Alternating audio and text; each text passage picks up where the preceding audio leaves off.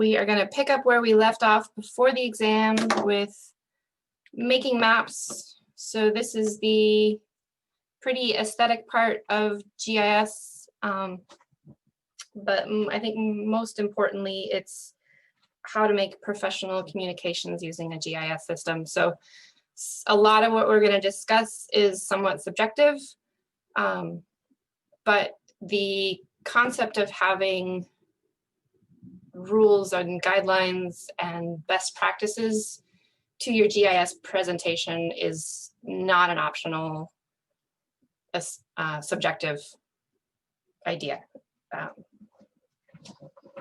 So there's some guidelines and you can use your professional judgment to break them. Just make sure that you're not doing it because you are either ignorant of them or don't care what your map looks like at that moment. You're always going to have quick draft maps for certain purposes, but in all, put your best foot forward because this is how people will judge your work. They're not going to see how beautiful your metadata is for the most part. Don't have much in the way of announcements for this week, except that I am still awaiting a couple of makeup midterms before I finalize grading for that. So you'll have to wait just a little bit longer. Apologies to anyone that's difficult for, but. So designing a map. We want to appear professional for the driving purpose that we don't want people to misinterpret our data and we don't want to present errors. So that process requires review and design and thought being put into your maps. And having a basic understanding of graphic design visual principles is really helpful for that. Your book doesn't, I think, do a great job of talking about graphic design principles in map making. So I've pulled in a lot of other resources that I've linked at the end of the lecture and used throughout. I'm not going to require you to go out and read all of them, but I think they'll be a helpful guideline for you in the future. And I want to make sure you understand the concepts that I've shared in this lecture. And we will, from this point on, be applying some of this judgment to anything that you hand in the future. So I'm not sure what that's going to look like for this next round, next assignment. I might have a round of review built into the assignment, but just make sure that you're applying that yourself in your own self-review before you turn things in. So.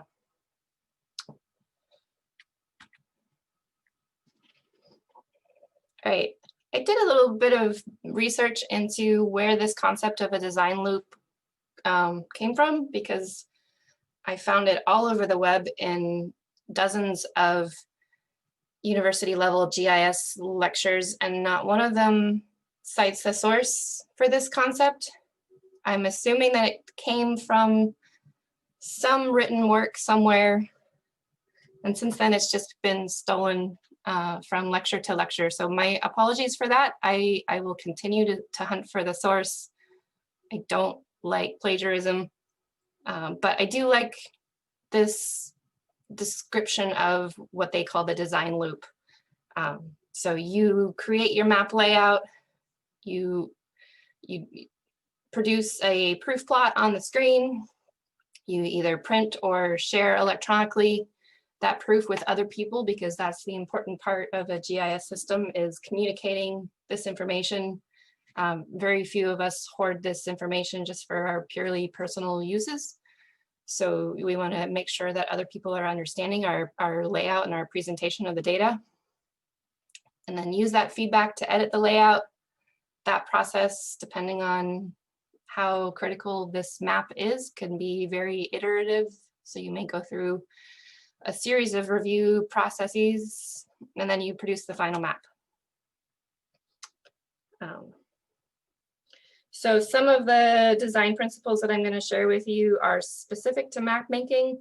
Some of them are general to graphic design, because graphic design principles lend themselves pretty well to map making, but there are some specific goals and specific differences when we're talking about a map that I think are important to consider. All right, so I did link on this presentation if you're following along, this nice little Getty handout that I found on the principles of design. If you Google principles of design or elements of design or elements of publishing, you will find dozens of versions of the 7 or 9 or 6 principles of design. Some of them are somewhat consistent.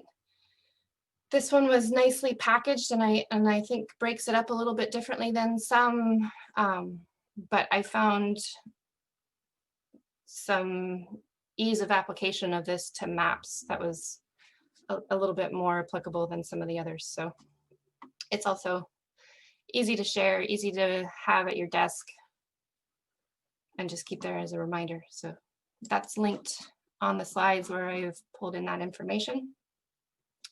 So I think a good place to start when you're thinking about your map concept, and this is assuming that we've already gone through stage 1 that we talked about now 3 weeks ago of deciding what type of map you're going to make. So does your data lend itself to a symbol map? Does it lend itself to an isopleth map? You've already gone through that process and have a general concept in mind of what type of map you're making and what you need to communicate to your viewers. So once you've gotten to that point, you're ready to create your layout. The reason I think you need to start with the concept of balance, which is the distribution of the objects that you're going to place in your map, is because that's more difficult to adjust later than it is to think about it from the beginning. So if you think about the fact at the beginning that you're going to have a fairly convoluted legend, you may not know exactly how big it's going to be, but you can gauge to some extent how large it's going to need to be. Then you need to bring that in your layout of where your map area is going to be, and whether or not you can cover up land masses that aren't important, or whether or not ocean bodies are not important to you. I do a lot of ocean mapping, so my maps tend to be opposite of the typical maps that you would see that cover up ocean features in order to present more land features. So that initial balance and that initial layout of those objects is going to guide a lot of the other decisions that you make about your map. So I would suggest that you start there. There are different types of balance that you can use. So, we don't necessarily have to have this concept of a map layout in the center with a legend in one corner and something to balance it in the other corner, and a specific neat line, right? Those concepts are fluid. These are guidelines, and there are different types of balance. So you can have symmetrical balance where everything is laid out to make the people of symmetry happy. Or you can kind of shift that all to one side to give it a trendy modern look. Or you can use, if you have something that lends itself to radial balance, where you arrange things around the center. That somewhat applies to some of the more interesting projections that we've looked at in the past. You may not lend yourself to this rectangular symmetrical layout, but whichever layout you choose, those elements should be balanced. So I thought the icon that the Getty Institute used was interesting here, in that they've created balance by balancing the amount of white space that you see on either side of that square. And it's not necessarily the most beautiful square that I've ever looked at in my life, but it does feel somewhat balanced because you're consuming the same amount of space on either side of your drawing. And we'll get into some other examples as we go, but I thought that icon was at first a little bit confusing, but then the more I looked at it, I thought, oh, all right, that is a certain type of balance. And it may be one that lends itself to mapping where you can't always control the shapes.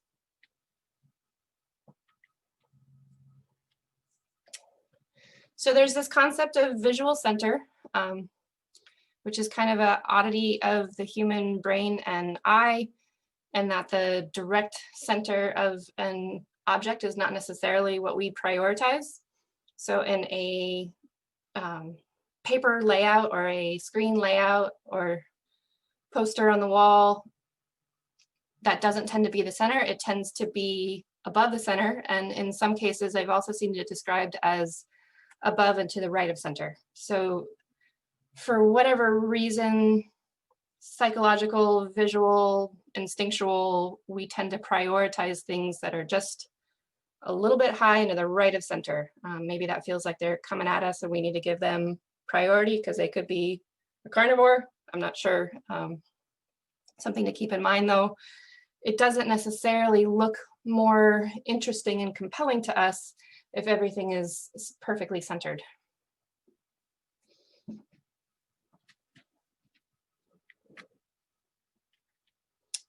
And then it also takes into account other things that draw the eyes, like line weights or weights of symbols. If you're pulling attention to a very bold and descriptive legend down in the left-hand corner of your map, then people aren't necessarily going to be paying attention to what's happening in your visual center. And that's another thing to keep in mind.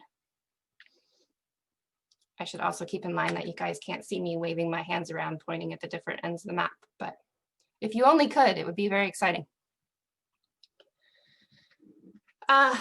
So here's an example of two visual layouts that I thought was just terrible. Why would you make something so ugly when you're talking about making beautiful maps? So ignore this. We can do better than this. Yes, there's some balance here. There's some decent use of white space on the left. There's some poorly planned use of white space on the right, but we'll do better.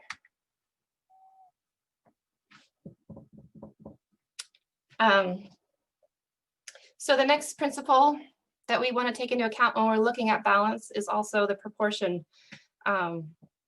So we've talked about the elements of a map. We've talked about using your scale bar and your compass rose and your legend. And all of those should be considered in the balance of your map layout. You know, it's pretty common practice. You know, even for me, I get all caught up in the data and start making the best symbolized map layout that I can think of. And then I slap on a legend and a scale bar and a north arrow at the end and try to squeeze them in somewhere they won't cover up my data, but that's typically not the best way to get a well-proportioned map. So in an artistic application, you would look at where you place the human body in a picture, and there's a lot of really great examples out there on the web on you know, placement of people within paintings, how that compels the eye. It's not directly relatable to mapping because our human eye is drawn to people, but a lot of the concepts are the same. So we can use that visual layout where we place elements to draw the eye to different features of importance. So here's a really great example of balancing your map elements from Esri. This Aileen Buckley's written a couple of really good articles for Esri on cartography. So I linked the one that I pulled this one from here on the slide. So if you look at the first 6 elements, they look at that concept of visual center. They also play a little bit with the rule of 3s, which we'll talk about in a little bit. And essentially that element, I feel like E goes a little bit too far in the being above and to the right. F puts Africa on what to most of us feels like a balanced visual center. Having it dead center probably would look a little bit awkward. It's unfortunate they didn't really show that. But then you get into using that visual center with your other mapping elements. And if you look at items number G and H, especially H, which does have Africa centered on the visual center, And then you have these elements that they've tried to squeeze in around, and it's become somewhat awkward. You now have a bunch of white space in the corners. It's not balanced and not well utilized. It feels like you've left empty areas. And by recognizing the fact that your visual center is now incorporating this inset map and legend, they've placed the overall balance of the information on the visual center rather than placing just the map of Africa on the visual center. And so when you get to I, you may have the same amount of white space as you had in number H, but it feels more balanced and it feels more professional and more thought out, especially with the fancy little legend. I don't know how much work that would take to create in ArcGIS, that little dog leg, probably quite a bit, but it's a cool concept.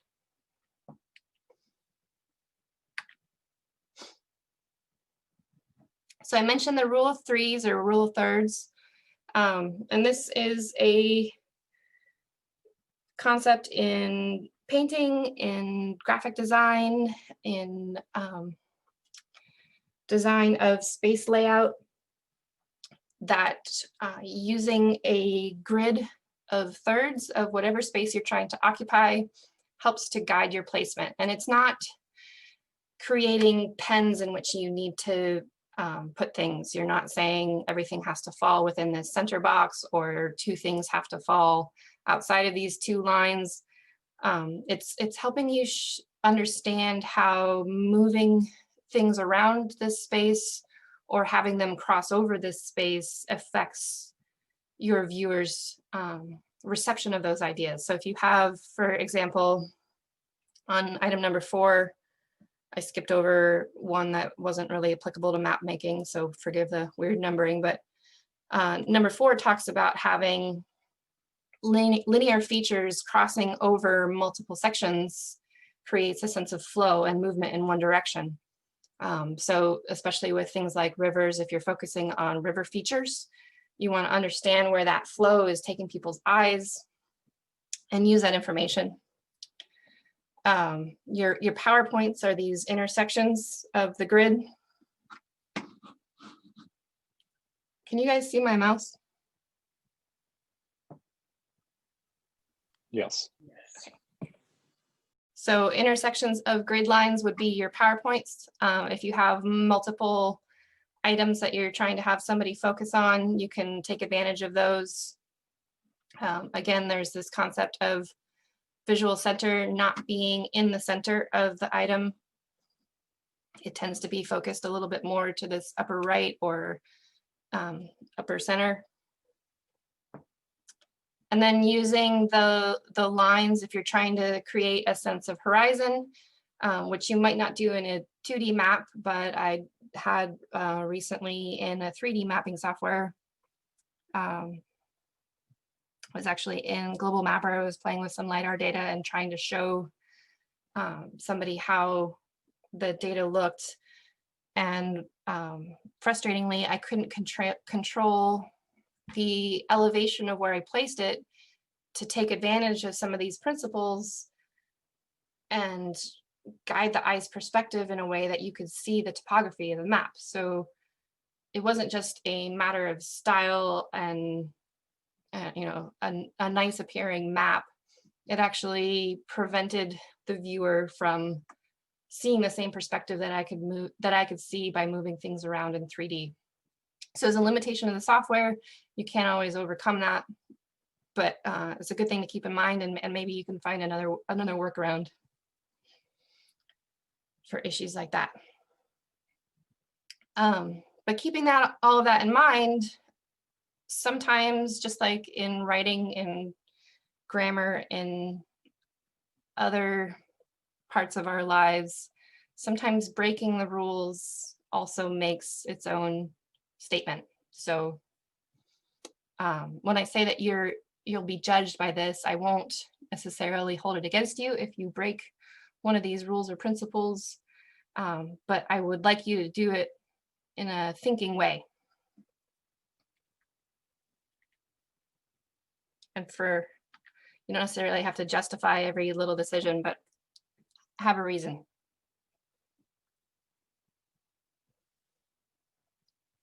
All right.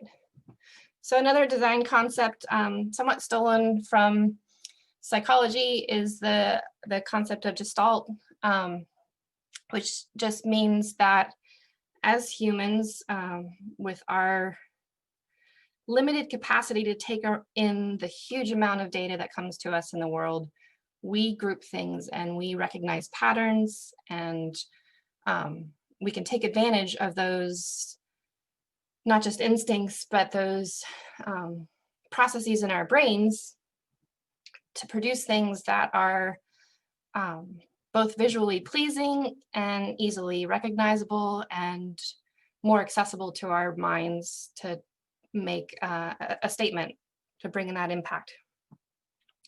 So this is only a sampling of the concepts that go along with this idea of gestalt. But it's kind of an overview of some of the more commonly recognized principles.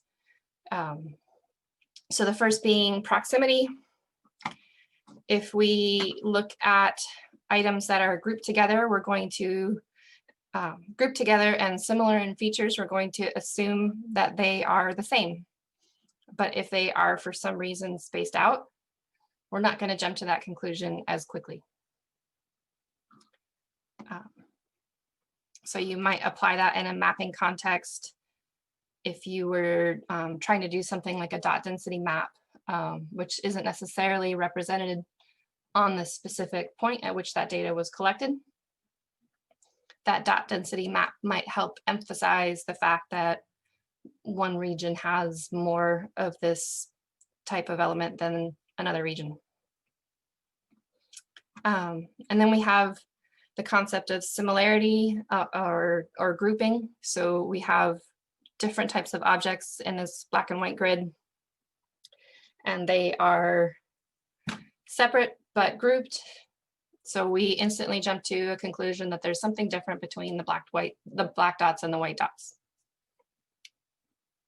The concept of closure means that we're going to be looking for continuation of recognizable shapes, but we don't necessarily have to see all the pieces of that shape. So if you had, say, for example, a frame around a map element and you wanted to break that up with other pieces, that wouldn't necessarily be damaging to the overall image of your map, because your brain's going to fill in the concept that there's a rectangular neat line around that and be somewhat comforted and attracted to that idea that, okay, there's data and information grouped in this rectangle, and just because there's a little circle inset in there doesn't interrupt that. But if I were to interrupt that too much, then that grouping within that rectangular area might lose some of its impact.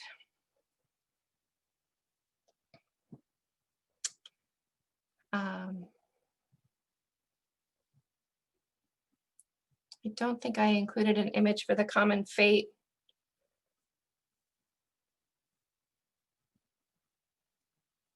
And then the good form just means that similarly, if something is a recognizable shape like these circles, we're going to assume that they continue, even if we can't visualize all of it.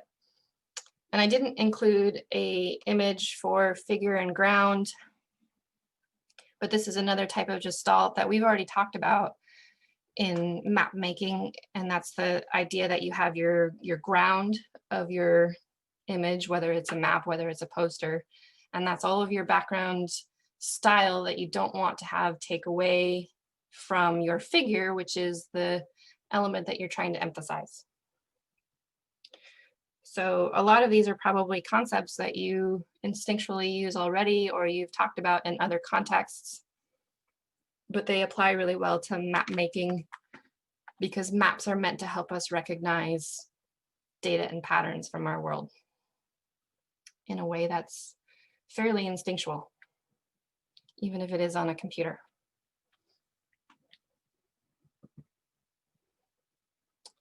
So this is from a kind of nearly ancient text on introductory cartography that I found. Not necessarily the best images, because it was a fairly old scanned copy that I have.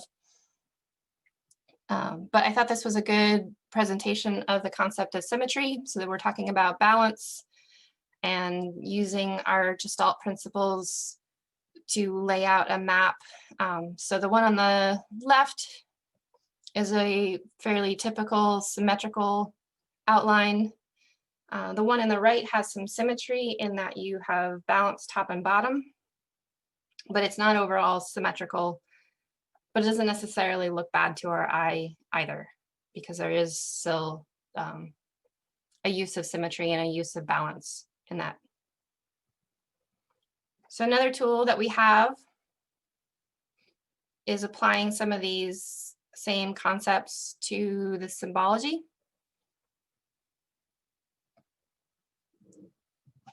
So we can use some balance of shading, of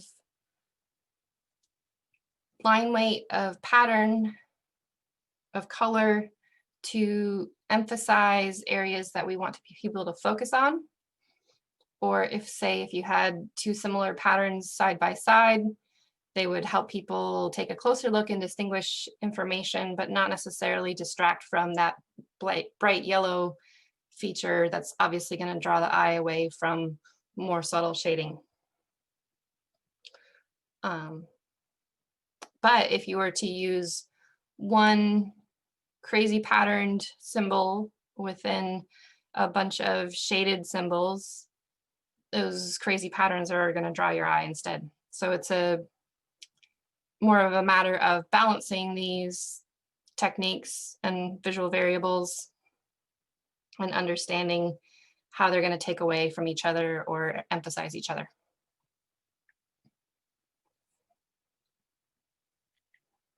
So we'll look at a chloropeth map later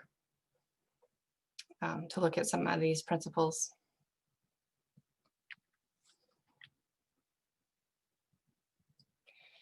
All right, and again, that concept of line weight supports this idea of balance. This image actually wasn't intended to speak to the idea of balance, but I thought it gave a good side-by-side representation of what changing your line weights can do visually. On the first one, all of the elements are relatively balanced with each other. And on the one on the bottom, the neat line and some parts of that inset grid seem to be emphasized, drawing away a little bit from the background map.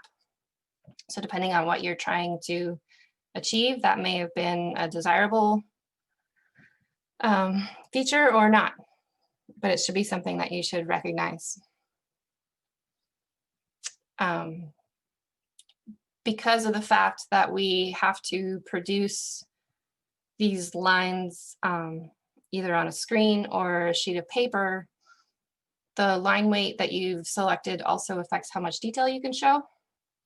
So if you're going to have a really bold line, you're going to lose a lot of the finer detail of your, say, your county border, your state border.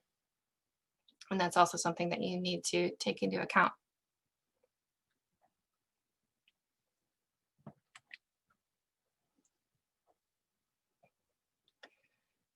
Okay, so those are some visual tools that we can use to affect balancing.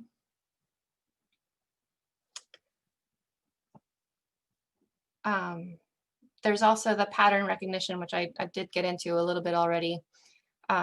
We are very much drawn to patterns as humans, and we use it as a powerful tool in navigating our world, in navigating data sets, in walking down the street, in our interactions with human beings. We look for patterns and we recognize them and we categorize things, and that helps our brains function more efficiently and is necessary for survival. Because if you actually sat here today and took in the sheer amount of data that your brain is capable of perceiving, you would not be able to listen to me talk anymore, because it would be very overwhelming. So your brains help you filter that out and focus on this pattern of 4:30 on Tuesday, I'm gonna sit online and listen to this lady speak about computer mapping.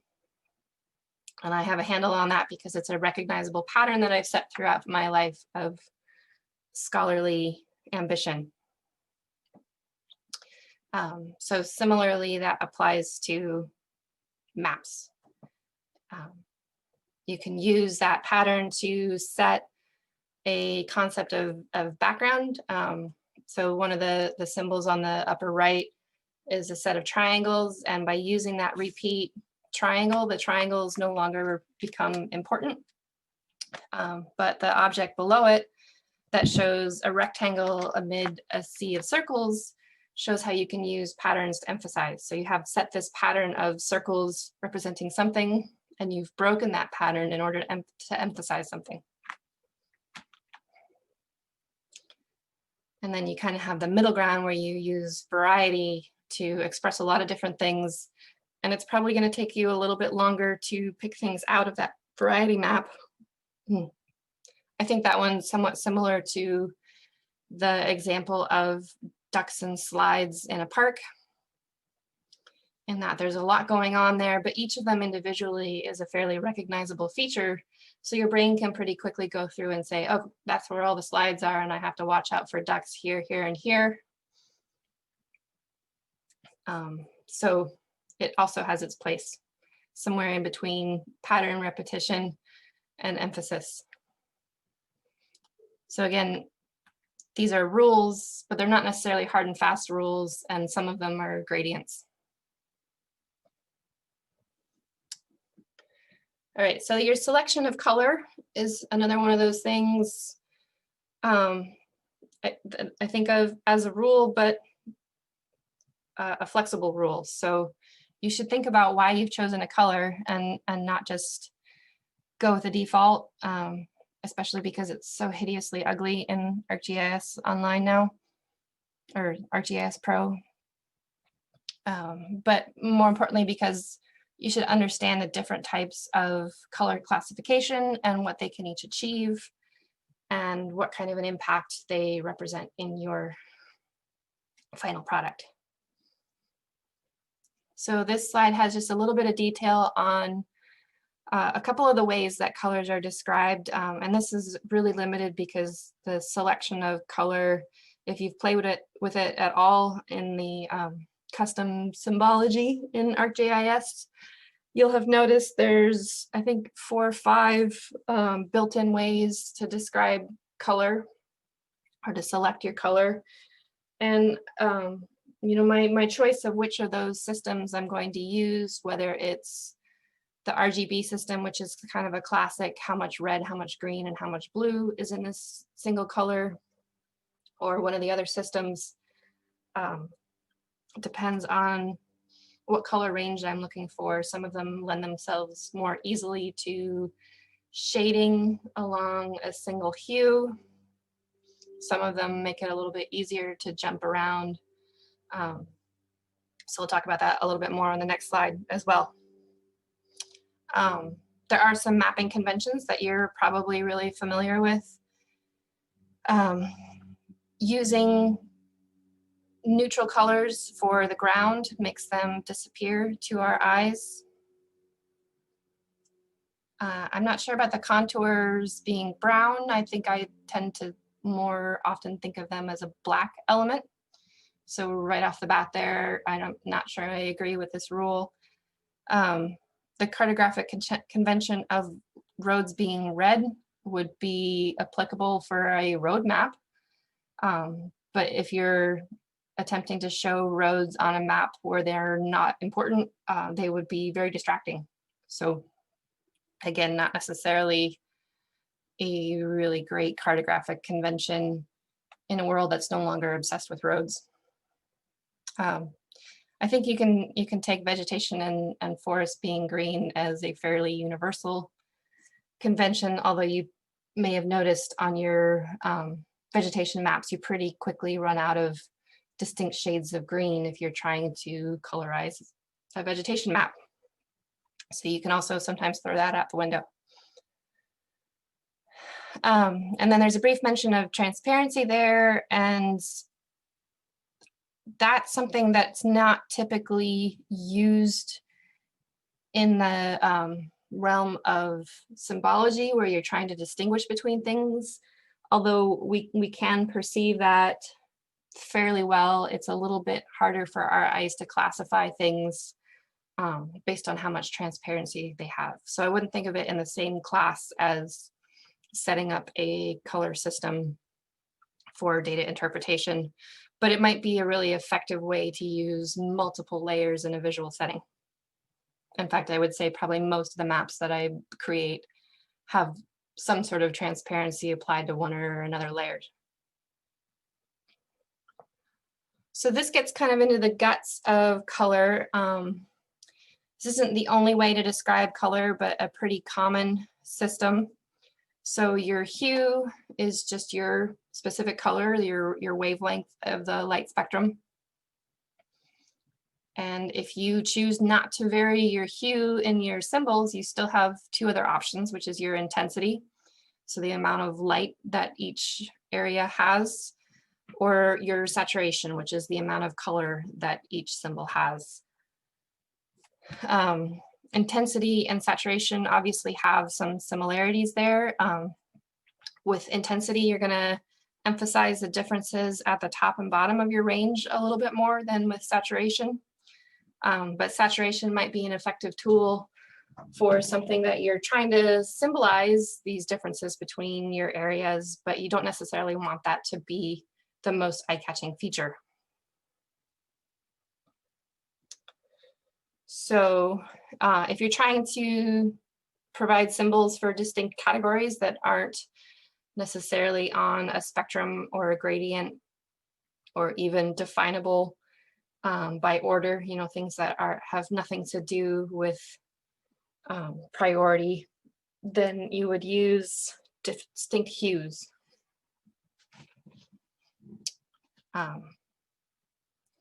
But if you're looking at numbers and you're trying to help people understand the relationship between those symbols or a hierarchy, then intensity and saturation are a little bit more effective actually than using a hue, because our brains are a little bit better at recognizing that as less of a category and more of a amount. Not getting quite the right word there, but hopefully you understand my concept. Does anybody have any questions on that concept? Oh, I don't have the chat up, so apologies if anybody has tried to ask questions and not been heard. No, still blank. Cool. I can read it now though. So just on that previous note of mentioning transparency, you can see on this map, I use a little bit of transparency in order to see how elevations might show through this image. So totally not the point of this image, but you can see how transparency can be used in a map. This is the Color Brewer 2.0. This website in some form or another has been around since I started using GIS. And I had completely forgotten it existed until I went through the slides for this week. So it's fun to find an old friend. This is a neat tool because you can go in and you can select the number of data classes. Here we can play with it as a team. Looks like we're gonna max out for this system at 9. Would you guys like to look at sequential, diverging, or qualitative systems? So a sequential system has a min and a max. A diverging system has data that moves away from a median. So maybe you have you know, people who spend a lot of money on something and people who make a lot of money on something, and they kind of meet in the middle of that spectrum. Or qualitative things that can't be ranked. You guys pick. This will be our pair deck. Diverging. Sounds interesting. All right. Looks like we have fewer color choices.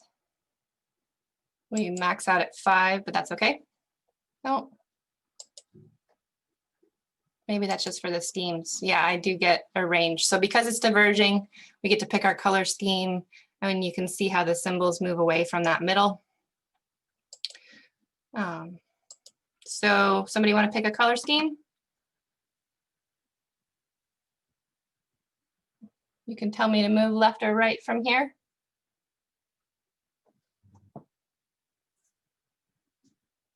Moving left. Tell me when to stop. Maybe the third from the left. All right, we're going with the purple and green classic. The Barney scheme. Sorry, that's not fair. This defaults to roads being red, and you'll notice in my slide example that I'm not a fan of roads being red because this now became a road map. So I'm going to make it not a road map by making the roads nearly disappear. So you can see color immediately has a big effect. This is no longer a road map. This color scheme doesn't lend itself to cities being black, although the one in my example, it worked out pretty well.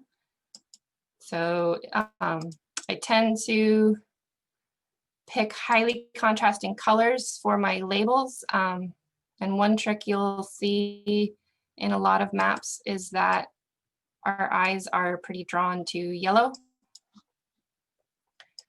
So it's not a great example here, and I don't have a lot of control over those labels. But yellow is going to show up pretty universally on a lot of different color schemes. So it's a good place to go if you're having trouble showing symbols. This is where I added that background terrain, and you have to play with the transparency to see it, but it lets you see how your color might perform in such a setting, which is pretty common now that people have a lot more of this background LiDAR data available. You start to see it used a lot more.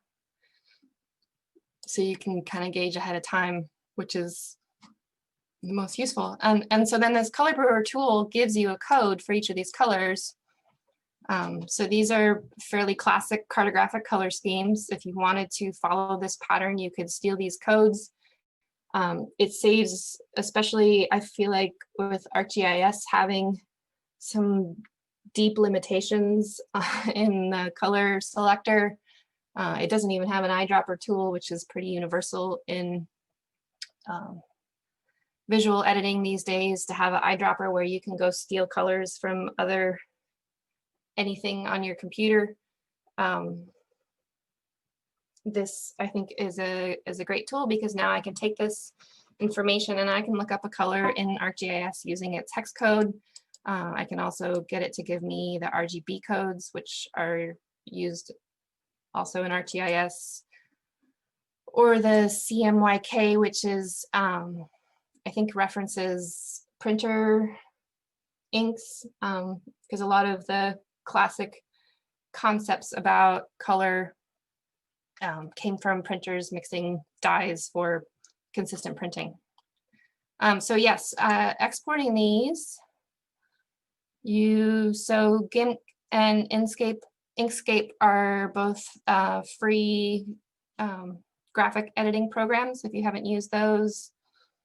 And then you can use them as JavaScript or CSS, which are both used in web coding. I don't know if you can bring, I'll have to play with that a little bit in ArcGIS. I don't know if you can bring any of those into ArcGIS. So we'll have to play with that. But at the very least, you can use probably the hex codes would be the easiest to copy and paste into the color selector when you're classifying your colors. And then you can save those once you get a scheme set up the way you want. You can save that scheme as a style for future use, so you don't have to go through this every time. And I highly recommend that you save and export things from ArcGIS once you get them the way you like them, because if you ever have to do an uninstall, reinstall, you want to know that you have those saved somewhere where you have don't have to start over and recreate again. All right, so the link to that is also in this slide. But if you haven't been downloading the Google Slides, you should be able to export them as PDFs, I think. If not, let me know and I can do that for you guys. But you can also just save this to your own Google Drive. And like I said, there's a bunch of links at the end as well. All right, so we talked about this a little bit in using that tutorial, so maybe I should switch the direction of those slides, but this is from Cynthia Brewer's website also, so it's her explanation of how these work, and just tells you when each of these color schemes might be applicable. So sequential and diverging are both representative of data sets that have been binned. So when you talk about color binning or symbol binning, you're categorizing your range of data into discrete samples, right? We talked about discrete versus continuous when we talked about raster and vector data sets. That also applies when you're talking about categorizing even a vector data set. You're binning your information in a lot of creative ways, which we'll talk about also later. There's a lot of different ways to approach that can have huge impacts on the way your data is interpreted. But so both the sequential and the diverging sets do that, and they just take a slightly different approach to min-max versus mean. And then you have always the qualitative or nominal categories for things that you have classified, but you have not ranked or prioritized. And those we tend to more often pick visually pleasing, which it looks like Cynthia Brewer would probably like the pastel colors in ArcGIS Pro.